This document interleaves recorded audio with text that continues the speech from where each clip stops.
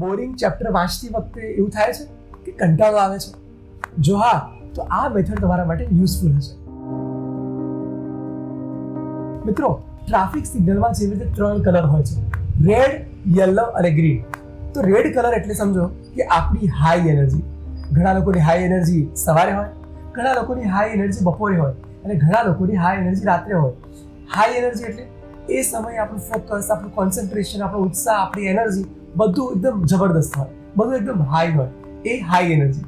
Red કલરને આપણે નામ આપીએ હાઈ એનર્જી. હાઈ એનર્જીની અંદર આપણે આપણા ટફ સબ્જેક્ટ, ટફ ચેપ્ટર અને ટફ થિયરી જે આપણને અઘરા લાગે છે એ તૈયાર કરવા. પછી આવે મીડિયમ એનર્જી. જે સમયે આપણી એનર્જી થોડીક ઓછી હોય એ સમયે થોડાક ઓછા અઘરા લાગતા ચેપ્ટર્સ, થિયરી કે સબ્જેક્ટ આપણે લેવા.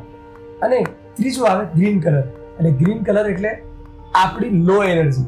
લો એનર્જી એટલે આપણે થાકી ગયા છીએ, આખો દિવસ વાંચીને આપણે કંટાળી ગયા છીએ. તો લો એનર્જીની અંદર તમને મનગમતા ચેપ્ટર, તમને ઇઝી લાગે એ ચેપ્ટર વાંચવા.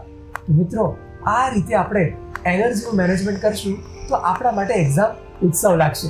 Red colour tough chapters, yellow colour medium chapters અને ગ્રીન કલર એટલે કે ઓછી એનર્જીમાં ઇઝી ચેપ્ટર્સ.